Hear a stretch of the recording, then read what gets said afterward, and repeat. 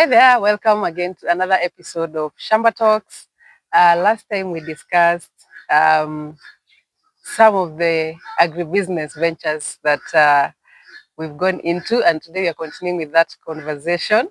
We hope you enjoyed that video. Please keep sharing your comments, let us know what your experience has been like. Yeah, and welcome again to another new video where we'll be talking about another agribusiness ventures that we had. My name is Wamboi. And my name is Jabera. Welcome. Yeah. So welcome to another episode again. The last time we had, I shared a whole lot of how many times I've been foolish in farming, and it's also nice to hear from someone else so that you know I'm not the only foolish person out here who's been trying several things. And so today, maybe I'll put it to you. Yeah. Have you had any farming activity that has totally gone wrong, and what was it? What exactly happened? Yeah, I actually have one. I don't have as many as you do. I think yours were so many. Yeah, I have one. So it has to do with chicken. Yeah, I've tried keeping chicken couple of years back. I think 6 years ago. If I'm not very wrong, yeah, 6 years ago. Yeah. Which chicken? Is it the Kenyaji ones we have, or it's the improved ones? No, it was broiler, actually. Broiler, the Kenbro type. I think they improved Kenyaji. Improved Kenyaji. Yeah, they improved Kenyaji. So that is what I tried my hands in. Yeah. So what happened? Yeah, what happened? So I think I had this job where I was getting some money, and I wanted to make more money. So, like you, definitely, like I wanted to make more money because at the end of the day, we are told, if you incorporate, you have to do some side hustle. Yeah. So I found this family member who had been keeping chicken, and so I thought, since they're already keeping chicken, I can as well jump into that bandwagon. I think. So did you add on to the number they had, or the two of you started afresh? No, we kind of started afresh. What happened was the stock that they had was nearing. They were selling the last parts of it, the last batch of the mature chicken. So what happened was we sat down and we agreed. We drafted the cost. We wanted to buy 200 chicks to start with. Then we drafted the cost of food, the cost of the chicks, vaccination, everything. Actually drafted everything. Now, mind you, at this time, I had zero research about chicken. I did not know anything, but I was leaning towards their knowledge because they had already done chicken before. Yeah, and even if not, they're not gone to the numbers that we were trying to keep. This to do like 100. Yeah. So we decided to just first double and see how it goes. Yeah, so what happened is, so after drafting all that, so we decided to do 200 chicks. So 1 day old chicks at that time were going for, I think, 100 shillings. Yeah. Still the same price. Still the same price. So we each of us put in 50K. So we had 100K as starting capital. So 200 chicks, that's already 20K. So the rest was going to food, vaccination, and also the daily running of the daily mostly food. Yeah, mostly food. Actually, the biggest cost is food. Yeah. So at that time, I didn't even know like the way the food varies. You have starter mash. I don't know. You have growers and then finish. I had no idea. Starter grams and growers. There's even, I think there's finisher. Yeah, there's a finisher. Yes. I'm not sure whether it's for broilers or for. Yes, we used to have it. But now I know. Back then, I was really just leaning towards the knowledge that my family member had, and it was a very cordial and mature way of doing business. So we bought the 200 chicks. Luckily, and why our starting capital was not that huge, is that this family member already had 2 chicken houses.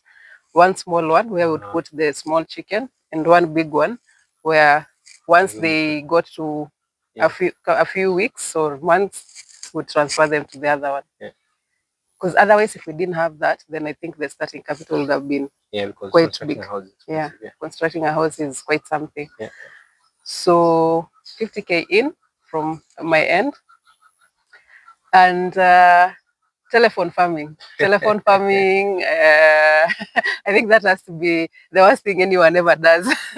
But were both of you doing telephone farming, or one of you was no, there? I was doing telephone. You're the one who was doing telephone. I was the one doing telephone farming because I was not involved in the day-to-day.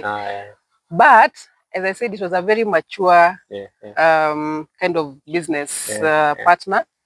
And because they were my family member, we used to talk a lot. And they would tell me, today we vaccinated the chicks.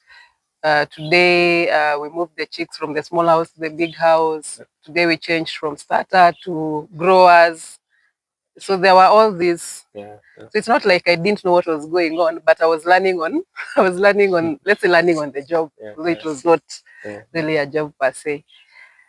Yeah, so what happens is, I think at some point, the price of food actually went up. So we had to dig a bit deeper than we actually, I don't remember how much it was that we had to add, but we had to do that because the food prices increased, which is a very, it's something that can really upset your business. These unexpected changes in food prices. And it happens a lot. It happens a lot, in the chicken feeds. It happens a lot. So we had to dig a bit deeper. So definitely now it's not 50K. Now it's a lot more money that has gone in. Asante. Yeah, so it's a lot more money that has gone in. So after a while, by the way, our chicken were like from chicks to maturity. We're not losing a lot of chicken. The transition was the percentage that was transitioning from chicks to maturity was quite high. Yeah, so for me, I knew, because I think at that time they were selling one mature chick for, I think, between 800 to 1,000. Chicken. Yeah, sorry, chicken. Yeah, mature chicken between 800 to 1,000. So I'd already done the calculations. I knew.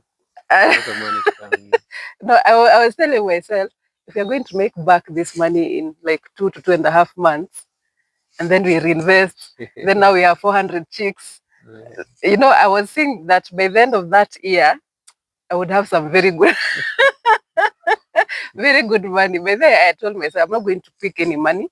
We just put back all of it. Like now we move from 200 to 300, then to 400, like that. So I'd seen a very,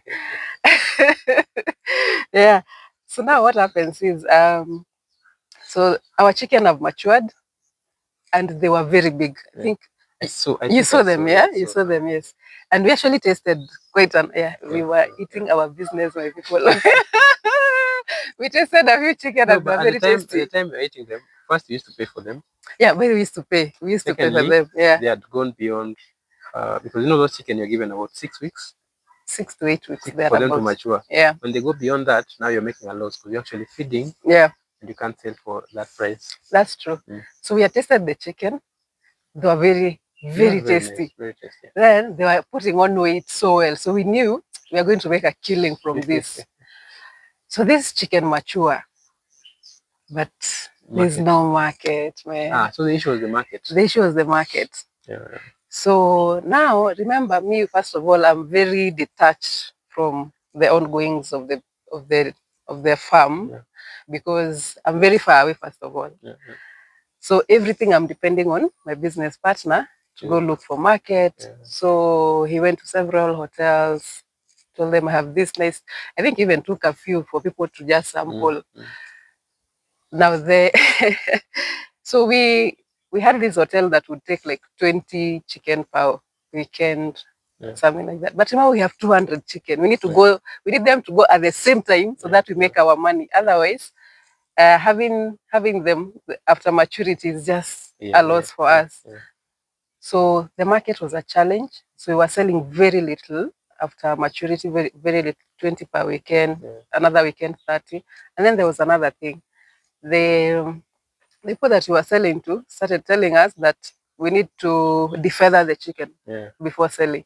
Something we had not anticipated again. So that's another cost. So the cost of defeathering. But let me say, at the end of it all, we actually made a loss because we couldn't sell all the chicken immediately they got mature, which means we continued feeding them until the last batch that was sold. And I think for me at that point, you know what I've seen people do? Yeah. Especially the big chicken farmers who do those, they call what? Broilers. Broilers, yeah. Once they get to 6 weeks and achieve the weight they want, yeah, they have a freezer somewhere. So they slot all of them and then freeze. And then because I think if you consider the cost of feeding vis-a-vis the cost of paying for power for the freezer, I'm not sure. I don't have the math, but I think it's cheaper than. I guess it will be because, but I think for us we didn't have that. We're not even thought of like we could just freeze these things. Just deliver them. Yeah, we were just feeding them, and yeah, it got to a point where we were like, "What? Do we eat this chicken?" But then we started eating the chicken at some point, I think. So what did you learn? Yeah, so let me get to the point what I learned. So I sat with myself at some point and did that. I think we were both actually disappointed with the issue with market because I think even my business partner after that did not want to pursue chicken. I also didn't want to pursue chicken again. And the real issue was, it was not that we didn't know what we were doing, because for him, he had all the knowledge, vaccinations on time, the right food, everything was, the housing was perfect, everything was okay. The only place we did not the market. We didn't get the market right. But so for me, the learning was, first of all, I should have known better. Like, don't just get into something because someone else is doing it. Do your research, like you said last time, by the way. Do your research, know how the markets are. Are they readily available? Do you have to now like reserve instead so that when the market is ready, you can be selling them? But I still think there's a huge opportunity in chicken. I think I would still do it. And even finding out from your customer, your market, whether they prefer them slaughtered or just live. That was another one. Because it was a lot of work defeathering those chicken because it was manual. It was manual. Person had to defeather them manually. So that would have meant we get a defeathering machine. People do them by hand. They're professionals who do this. I've been somewhere. But if you have in the thousands, are you going to defeather? Traveling from Embu to Nairobi. At some point, I don't know whether it's Embu somewhere. And I remember there was a place somewhere in a market where you order a chicken and in 3 minutes, done, the feathers cut, everything is packed for you. But look at it this way. If you have to employ someone to defeather the chicken, that's a cost. That's a cost. But if you have the machine, it's, you can reduce the cost of wages if you use a machine. But you see, the machine should not stop you from doing the business. It shouldn't. It's just that we had not factored in at that time. We had not factored it in. So what caused us to fail in that business was, one, increased cost of feeds. So we had to dig deep. Lack of enough market survey and lack of knowing what our customers really want. We actually didn't know. So I've been a bit laid back in doing agribusiness because of the issue with market, not knowing what to do. But I think it's something that I would definitely try in the future. I wonder, I do not know anyone who has gone to business the first time and actually succeeded. I think it's a process. Even the failures teach you a lot of things. They do. You become resilient. You learn a lot of things. Because if you go into it and you succeed the first time, I don't think you learn as much as when you fail. And in future, it might affect you. That's what I think. I don't know anyone who's gone into business straight up like this, unless it's government tenders and you know people. But I do not know a single soul who's going to a business and succeeded the first time. Smooth like this. It's life, you know. You have to get challenges. You have to fail. You have to go back and start afresh. You have to learn a few things. I think there's also the the issue of societal pressure, because I used to feel nice telling people I have a chicken business. Chicken business. It used to feel nice. There's a lot. I think there's also a lot of societal pressure. Oh, do this side hustle. Do this side hustle. If you know, let me tell you, it's not pressure. I think you're putting it wrongly. As human beings, we all want to start something and build something and own it. I think for me at that time, really, it was pressure. It was really societal pressure, because you'd sit somewhere with people, they say, nauza vitungu, I'm selling this. So now when you start saying, well, even me, I keep chicken. People are not honest. People are not honest. They don't tell you, yes, I'm doing this business, but these are the challenges, these are the successes. Exactly. They tell you I have this business. Yeah. So you feel like you're losing by there. You feel like you're missing out on this huge opportunity. Yeah, but it was for me, it was a nice experience, because first I had the right business partner. That one absolutely 100%. Just the other dynamics didn't play out very well. Yeah. But you see, you learned a lot. I learned a lot. Yeah. And next time you not go into it. No, I think because we've kept our own kienyeji chicken now, my mindset is a bit different. I probably would put kienyeji chicken as opposed to what you were doing before. Yes. Yeah. That's the other thing. Maybe I should mention. Sometimes you can jump into chicken farming for commercial use, and you've never even kept chicken for yourself. Yeah. You don't even. You have no idea. Some people are even scared of chicken. They'll not even touch it like this, and you're doing a chicken business. I think that's the wrong way. If you can, start with a few for yourself. Love the chicken, enjoy the eggs, enjoy the what. You feel like the customer you're going to sell to at the end of the day, what they're going to get the value from it. Yeah. So I will do it, but I will do it differently. I'll do kienyeji, and I will have both for meat and eggs.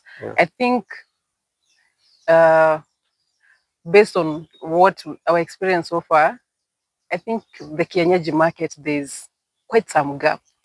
There's a gap, yeah. But there's a gap. My research though, my personal research, is that if you're going commercial, then the improved kienyeji is better. It's better than the kienyeji. Because the kienyeji you have is the 100% kienyeji. And that comes at a premium.